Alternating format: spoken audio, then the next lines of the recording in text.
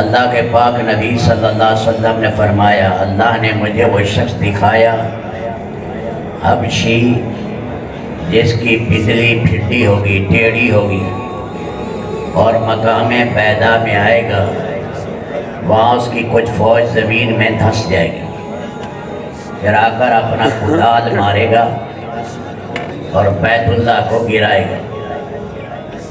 اللہ تعالیٰ شان ہو مقام ابراہیم کو اٹھا لیں گے، حجر اسود کو اٹھا دیں گے۔ حجر اسود کے بارے میں اللہ کے نبی صلی اللہ علیہ وسلم کا فرمان ہے، یہ نہ پانی میں ڈوبتا ہے اور نہ آگ میں گرم ہوتا ہے۔ ایک فتنہ اس امت میں آیا تھا 1317 ہجری میں۔ ایک کمینہ شخص تھا ابو طاہر فرامتی، بحرین کا رہنے والا۔ 7 ذی الحجہ کو اس نے حرم مکہ پر حملہ کیا۔ اس سال حج نہیں ہو سکا، لوگ وہاں عرفات نہیں گئے، بہت سے آدمی مارے گئے، مطاف میں لہو ہی لہو تھا۔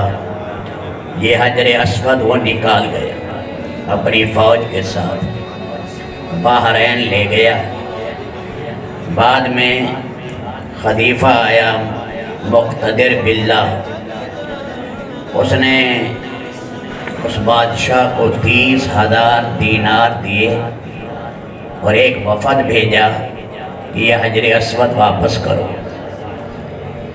یہ حضرات وہاں ایک محدث تھے محمد عبداللہ، اس کے ساتھ وہاں گئے تو بادشاہ نے ایک مجلس قائم کی اور ایک حسین پتھر پیش کیا، حجر اسود کی شبیہ تھی۔